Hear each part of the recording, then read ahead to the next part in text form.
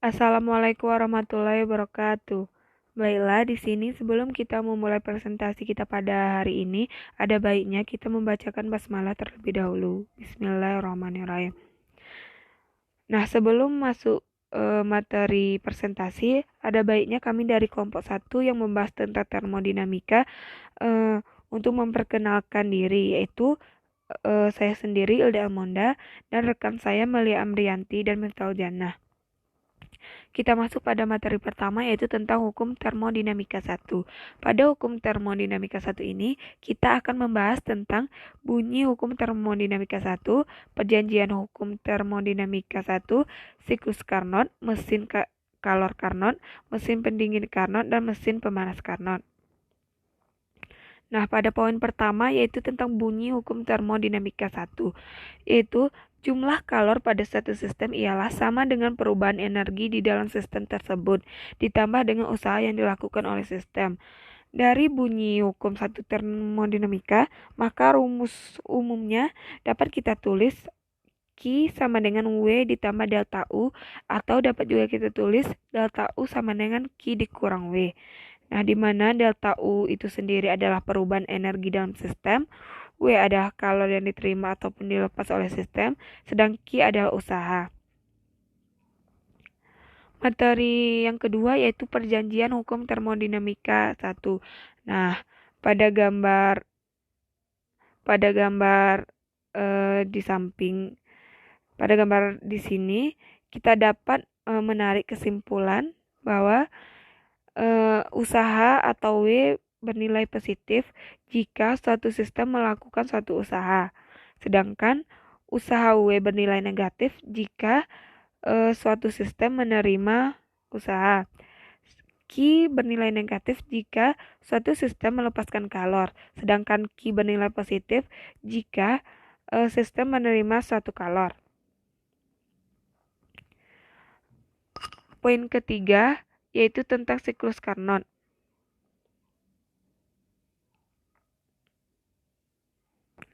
Sadi Carnot adalah seorang insinyur berkebangsaan Perancis pada tahun 1824. Beliau mengembangkan sebuah model mesin ideal yang disebut dengan mesin Carnot, yaitu mesin yang paling efisien. Siklus ini terdiri dari 4 proses, yaitu proses A ke B disebut dengan pemuaian dengan cara isotermik, B ke C disebut dengan pemuaian dengan cara adiabatik, C ke D disebut dengan pemampatan dengan cara isotermik, D ke A disebut dengan pemanfaatan dengan cara adiabatik.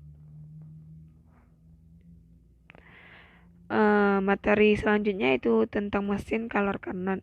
Proses dalam mesin kalor Carnot yaitu siklus A ke B, yaitu gas menyerap kalor atau QT pada temperatur Tv. Suhu sistem sama dengan suhu reservoir panas sehingga dapat disebut dengan proses isotermik. Gas memuai dan melakukan suatu usaha pada pengisap. Nah, oleh karena itu, energi dalam tetap, maka usaha yang dikerjakan pada sistem sama dengan kalor yang diserap. Sedangkan pada siklus B ke C, yaitu beban pengisap dikurangi sehingga menyebabkan gas memuai menurut proses adiabatik. Terjadinya pengurangan energi dalam dan suhu sistem menurun sampai sama dengan suhu pada reservoir dingin atau TR. Siklus C ke D yaitu gas mengalami penyusutan dengan cara isotermik dengan membuang kalor Qr pada reservoir dingin pada temperatur sehingga usaha negatif atau usaha dilakukan pada sistem. Pada siklus D ke A yaitu beban pengisap ditambahkan sehingga gas menyusut menurut proses adiabatik. Terjadinya penambahan energi dalam dan suhu naik sampai sama dengan suhu pada reservoir panas atau T. Energi dalam satu gas kembali seperti pada siklus awal. Nah, usaha pada mesin pemanas Carnot ini dapat ditulis yaitu W sama dengan QT dikurang QY.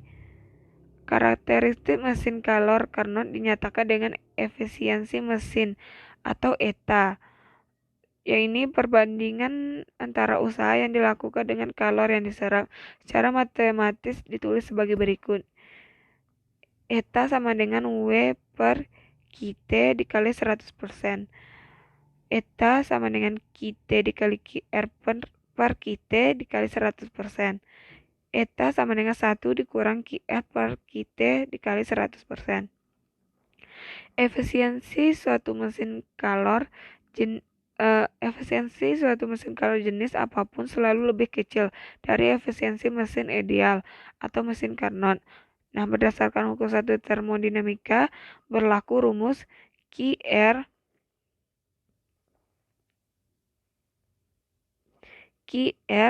per QT sama dengan TR per T kecil, yang dimana eta itu adalah efisien mesin, TR yaitu temperatur pada reservoir rendah, T besar T kecil yaitu temperatur pada reservoir tinggi, QR kalor yang dibuang pada reservoir rendah, QT itu kalor yang diserap pada reservoir tinggi.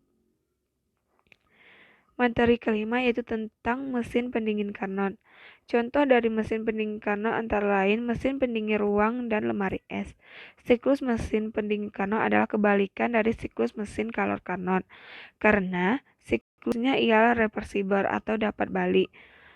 Usaha pada mesin pendingin Carnot dapat ditulis sebagai berikut, yaitu W sama dengan QT dikurang QR. Karakteristik pada mesin pendingin dinyatakan dengan koefisien performansi atau koefisien kinerja dengan simbol KD. Koefisien kinerja didefinisikan sebagai perbandingan usaha antara kalor yang dipindahkan dengan usaha yang dilakukan sistem.